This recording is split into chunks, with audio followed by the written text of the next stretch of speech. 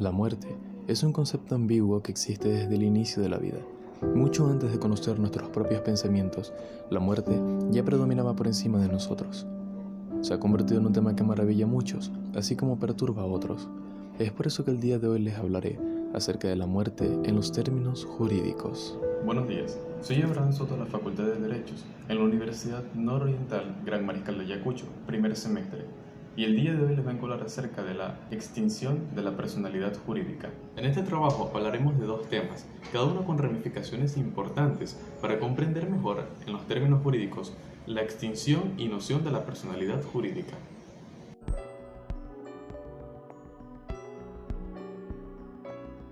Primero debemos conocer un factor esencial que debe existir para afianzar la llegada de la muerte. Este se le conoce como el nacimiento, es decir, el inicio de la vida. Así como la muerte, la vida es un tema ambiguo que nos ha acompañado desde el inicio de nuestra existencia. Para referirnos a ella con los términos jurídicos, la conocemos como noción de la personalidad. De acuerdo con el artículo 16 del Código Civil de la Constitución venezolana, se le refiere a cualquier individuo de la especie ser humano como persona natural. Y de este enunciado se desprende la idea, en los términos jurídicos, de que el inicio de cualquier ser humano se le reconocerá como principio o inicio de la personalidad jurídica. La posición del derecho venezolano en este tema. Conforme al artículo 17 del Código Civil venezolano vigente, la personalidad del ser humano comienza con el nacimiento. Para que el feto sea reputado como persona, basta que haya nacido vivo. Con este enunciado podemos entender que aquel feto debe ser concebido con un estado vital para ser reconocido como humano. Luego de esto, se le concederán sus derechos humanos. Ahora hablaremos de la protección de los no nacidos. Si el ser humano se le otorga y se le reconoce la personalidad jurídica desde el momento de su nacimiento, ¿qué sucede con los concebidos o por no nacer? Inclusive, ¿qué sucede con los que no son concebidos? La primera disposición del artículo 17 consagra la protección de las personas por nacer cuando ya está concebida. Dicha protección legal consiste en considerarlo como nacido cuando se trate de su bien, expresión que debe interpretarse en el sentido de tenerlo por nacido a todo aquello que le favorezca. La concepción. Conociendo los temas anteriores que representan la personalidad jurídica o persona natural mediante términos jurídicos, podemos mencionar acerca de la concepción con términos médicos. La concepción desde el punto de vista biológico es la unión de las células con contenido genético de hombre y la mujer, que tiene como resultado la fecundación de una nueva célula cigota, autónoma e independiente. Debido a la necesidad de probar el momento de la concepción y vista la dificultad de demostrar científicamente el momento exacto de la misma, el derecho recurre al sistema de presunciones, partiendo de un hecho cierto constituido, en este caso por el nacimiento de la persona, logrando así establecer un lapso durante el cual pudo haberse producido la concepción.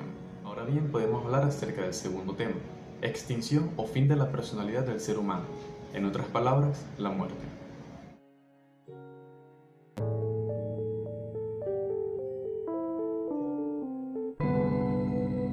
Nos referimos a la extinción de la personalidad del ser humano notoriamente cuando una persona fallece. La muerte, en todo el sentido biológico del término, es la única causa de extinción de la personalidad del ser humano. Pero, ¿y si te contara que antes de esto no era así? ¿Que existía otra manera de morir sin tener que morir biológicamente?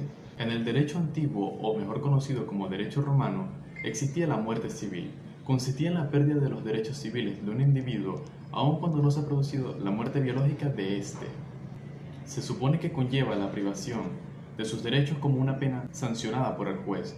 En resumen, el individuo pierde sus derechos y su reconocimiento como personalidad jurídica civilmente. Hoy en día este hecho ya no es así. Solo existe la muerte biológica y es la única forma en el derecho donde una persona puede ser excluida de sus derechos civiles. Conociendo este pequeño dato, podemos conversar acerca de la extinción de la personalidad jurídica en el derecho actual.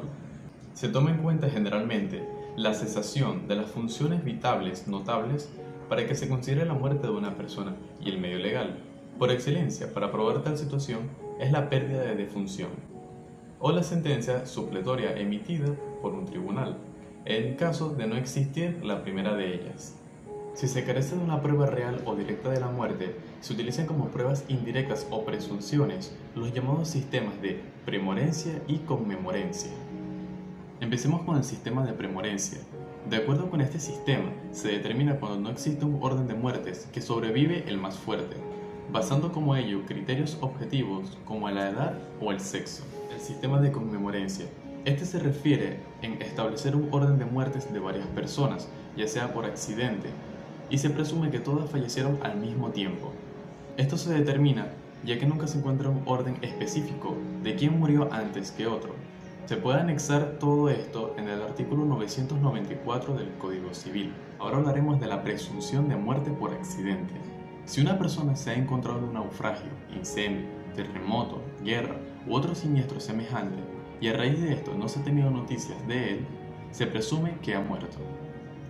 Esta presunción será declarada por el juez de primera instancia del domicilio, a petición de cualquier presunto heredero o testamentario, o quien tenga acciones que dependan de la muerte de esta persona. Para anexar mejor este contenido, podemos leer el artículo 438 del Código Civil. Y así concluye mi video de hoy.